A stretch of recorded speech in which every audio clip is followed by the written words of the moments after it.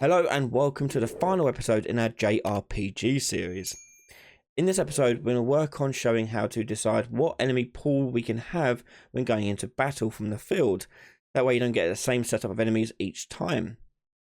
So let's begin. So the randomizer is going to set up here in the character blueprint. So we're going to go to characters and we're going to go to the field character here. And on here, we need to know when they are moving, because we don't want it to trigger the battle if they're standing still. So let's go to their move forward event, which is over here. So I'm personally move forward, but you can do it on tick, you can do it move right, you can do it whatever you want. But these are both ticking events, and this is what we need to do all the time. So I'm going to put it on move forwards.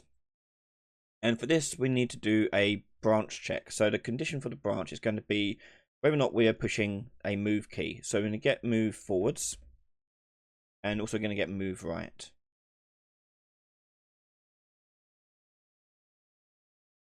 And these are the values that come across when you push the move forward, move right keys. So you get -1 to 1 on each of these. And we're going to check if each of these is either of them, sorry, are close to 0. Okay, so we'll say is nearly equal to 0, and this one for this one here as well.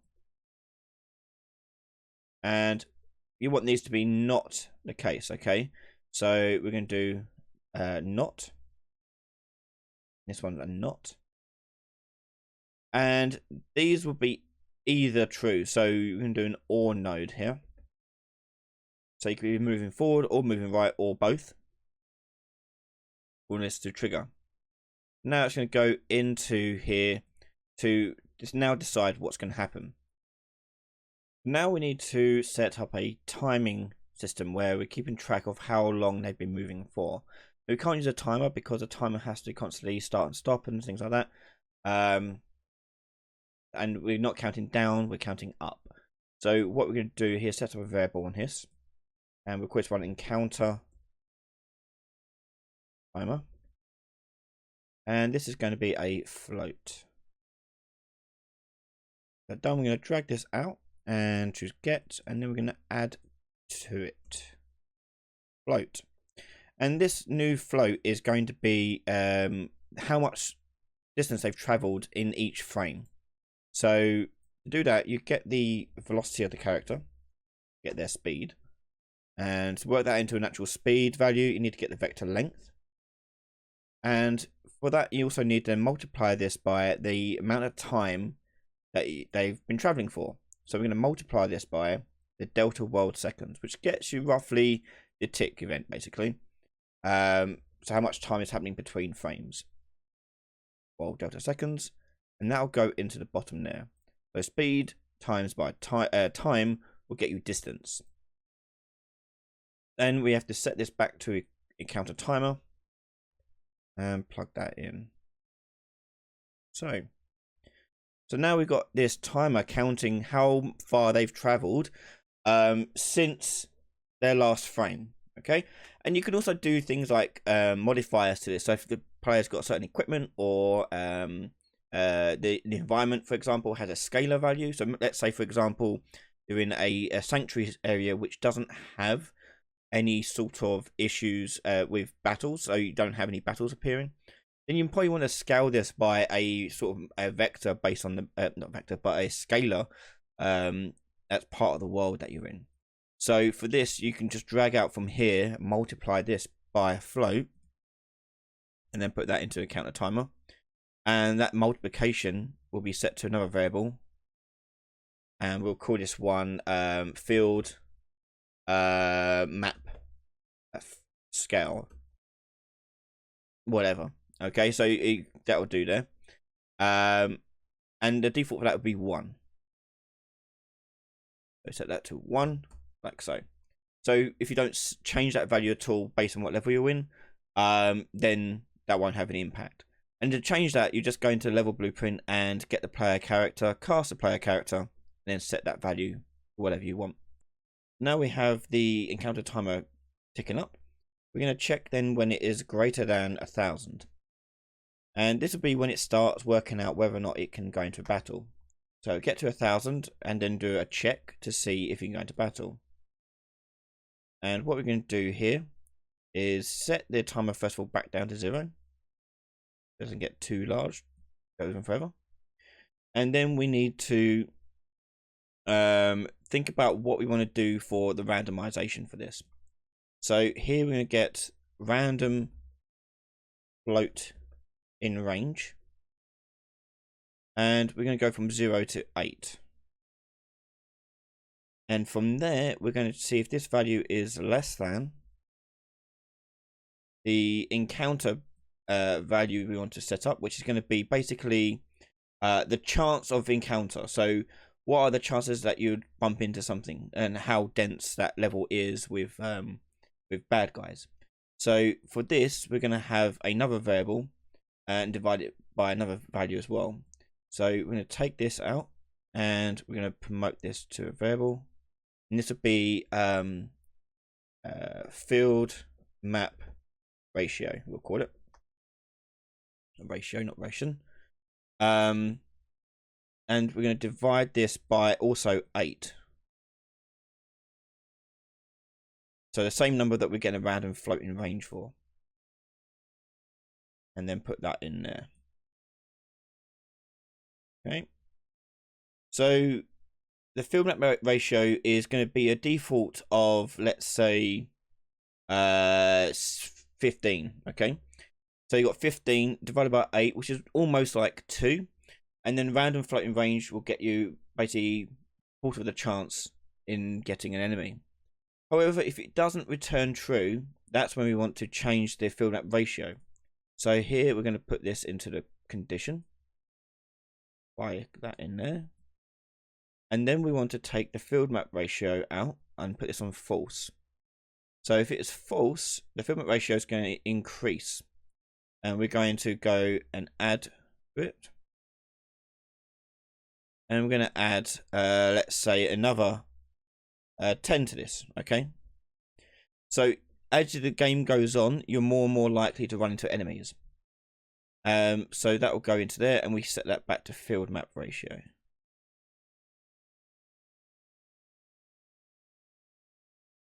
So, however, if it is true, we want to set the field map ratio back down to 0. And then we're going to tell it to go into battle. So we've already got that code there for when we push the 1 key. So let's find the 1 key.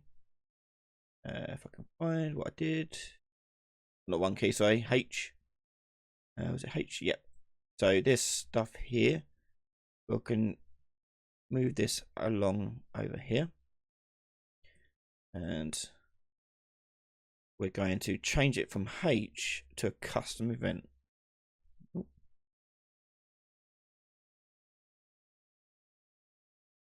And this will be go enter battle, we'll call it.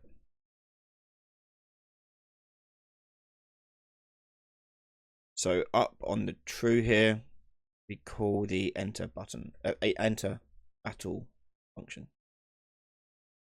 So, and then what we do is hook this up to the walking code. So let's see how this looks in game. Just test that out and see how frequent it is.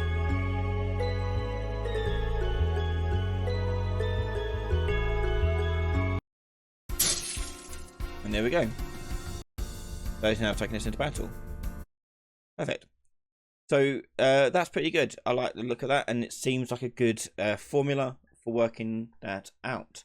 Okay, so next we need to know what enemies are we going to be spawning into battle when we start that battle off, so you don't get the same ones every single time. So this needs to be pulled from a pool of enemies from the level itself. So let's go take a look at that.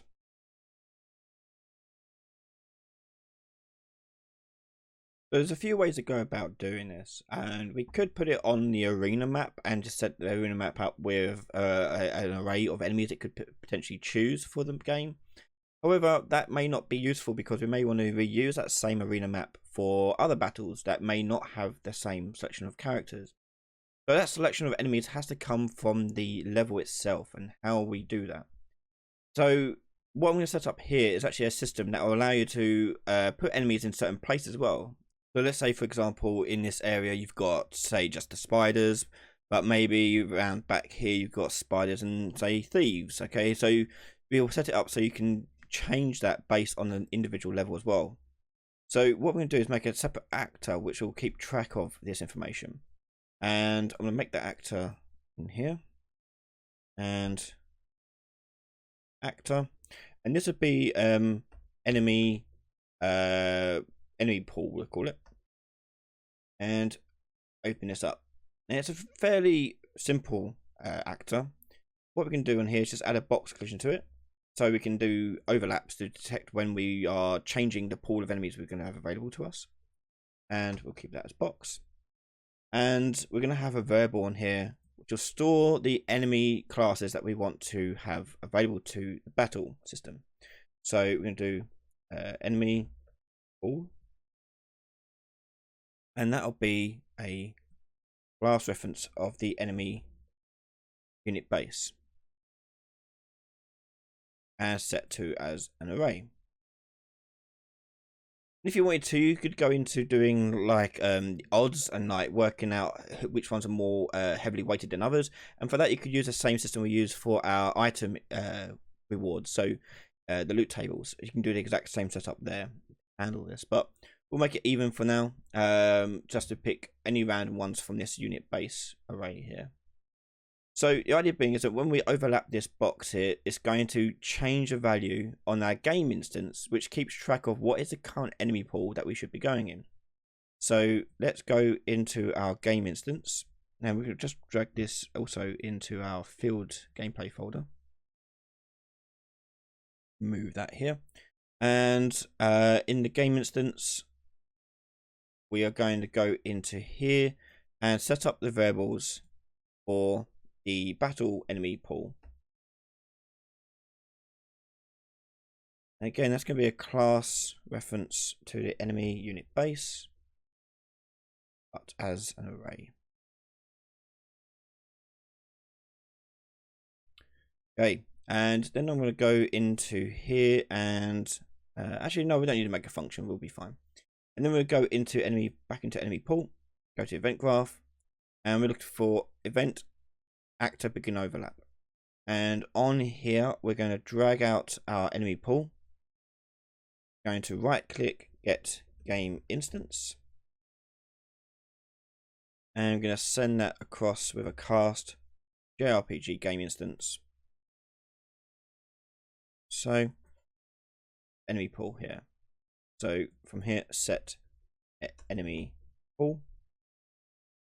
Match the same as that. One thing to note as well, we want to make sure that the other actor here is equal to the player character, so that way no other actors will set this off by accident. So we'll just see if this is equal to get player character, and like so. Okay, so if it's the player that walks into it, we're going to change the value on the game instance to use this enemy pool associated to this enemy pool actor. And that's it really for this. We're going to hit save and close this. Then you want to place these in the environment. So for example, when we go back here, we may want to change it to whatever enemy we want to use. So in that case, we're going to drag out enemy pool here. And you just want to make sure the box covers the area that the player is going to have to cross, so that when they go through it, they trigger that box value. I'm just going to go in here, click on the box, and just scale the box up to cover the whole section. Okay, so as the player walks through, triggers it, and it changes and updates it to use that enemy pool. Okay, and if you want it to trigger back when they go back through this, then on here we're just going to add another one just on the other side of it, like so.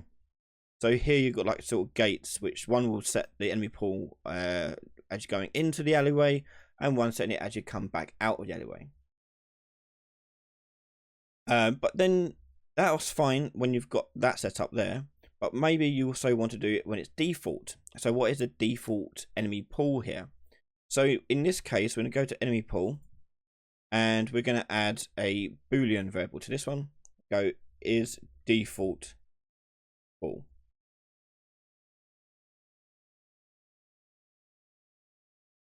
And we're going to go on begin play. And on begin play, we're going to take the is default pool out, but then to a branch, and say if this is the default one, then we're going to go down here to the cast to game instance, doing this stuff. And what that will do is it will set the game instance up straight away with the correct enemy pool, because you want to make sure you've got at least something in there. So the default will be required. And to make this useful, we're going to click on the variable here and make it editable. When you do that, it means that we can now drag a enemy pool into here. Anywhere it doesn't really matter. Put it up in the sky a little bit maybe. And I'm going to tick is default pool. Okay, so now the game will start with that pool there as the default one. So let's set up with some enemies here. We've got enemy pool, and we're going to add spider unit and spider unit. Okay, it doesn't really matter how many you have of each one. In fact, the more you have of the same one, the more likely it's going to pick that. So I might have only got one enemy, so therefore it's only going to pick that one. But let's say you've got 3 enemies, and if you put 5 of one type of enemy, then that one's going to be 5 times more likely to get picked than the others, for example. But I've only got one, so I can just use just one array item there. Okay, hit compile and save there, and close that. So when I push play now, the game instance is going to grab that enemy pool and have it. And when we go into battle, we need to tell our battle game mode to read from that enemy pool list and then decide how many of that is going to spawn. So let's go into the battle game mode. And on the battle game mode, we are over here. Where are we? Getting party unit base, enemy unit base. So here we're getting all the unit bases. No. Where are we going? Oh no, it has to be on the battle position, doesn't it? Yeah. So on a battle position here, we've got the spawn unit, and it's been set to use a basic unit class here that we decided on the editor. So battle position, if you remember from the first episode, hang on, if I go back to maps, Arena.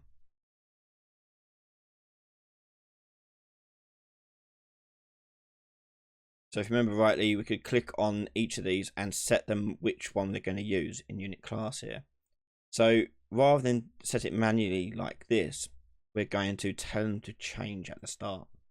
So on the game mode and battle position here, we need to set the unit class up. We're going to go to the game mode here at the start. Where are we going? We'll go completed maybe. No, not completed, because this needs to happen afterwards. Let's put it right at the start then. Maybe after the battle transition, we'll do that there. Okay, so what we're going to do here is we need to get all actors of class, and we need to get all the battle positions. So that there, battle position, and then do a for each loop on this array.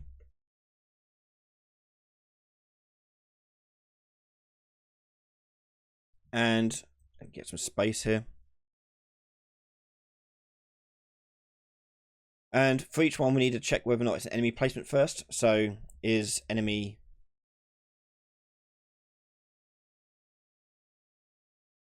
placement, and that will go into a branch. You obviously want to do it to the ones that are set to be enemies. So that'll go through each one of these, and then it'll pick what it needs to pick from the game instance.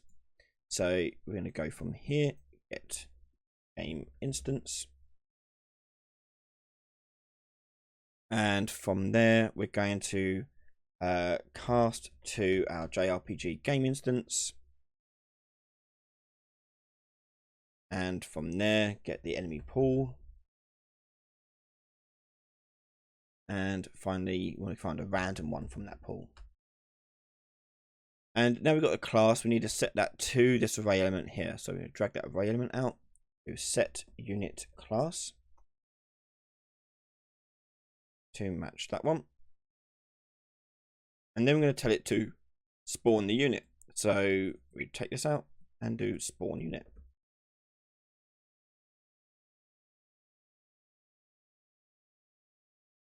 And that'll go through and spawn a unit on each one. Now, what if you only wanted to spawn only maybe 1 or 2 rather than all 3 positions? So what we can do here is make it count how many times it's done it. So before we do the for each loop, we need to work out how many we want to spawn. So let's again give us some more space here. And we'll make it calculate how many we want to do. So we get random int. Sorry, not get random, it's just random int in range. And this, we're going to use the battle position array to help us out. We're going to take the out actors and get the length of that.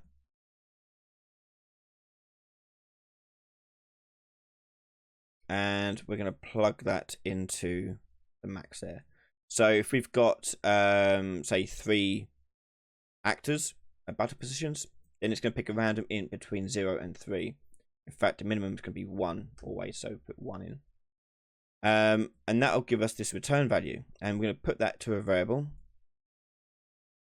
And we'll call this one number of enemies. Plug this now. And there. Okay. So every time it does this, we then want to take away 1 from our number of enemies. So get this, get, and we'll do minus minus, decrement it. We're then going to make this check to see if this is less than or equal to 0. Put this into a branch. So now what we're going to do is convert all of this into a function. So we're going to take this and copy all the way down. Down to the very start of the get all actors of class. And right click and collapse to function. I'm going to call this function spawn enemies, and let's go into it.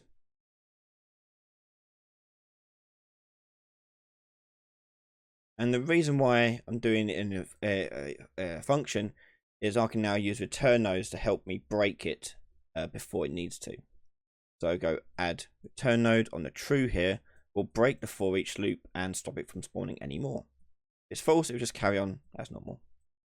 And on the completed here on the for each loop, we'll also do a return node.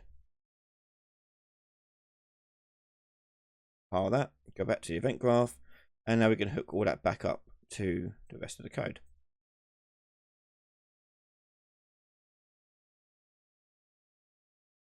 Compile and save that.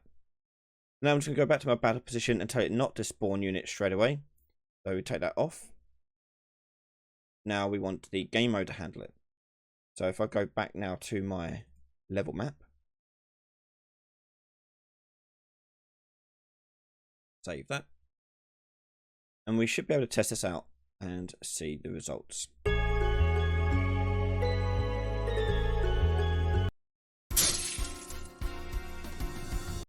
So we've got 3 spawned in there.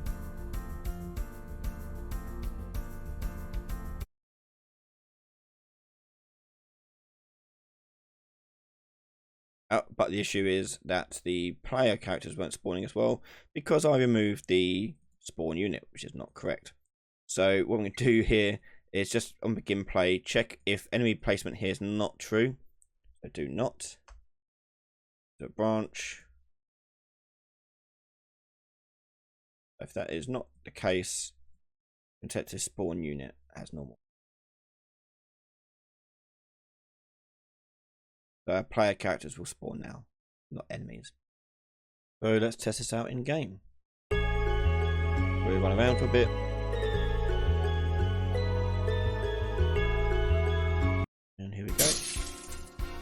Now you can see only 2 of them spawned. Okay, and we can just go ahead and attack them, take them out. Obviously, we've made up other enemy classes to this. We can add them to this list as well. As long as you've got a default one in each level, you're okay. And you can, as I say, use the box volumes to separate out where you want certain enemies to appear.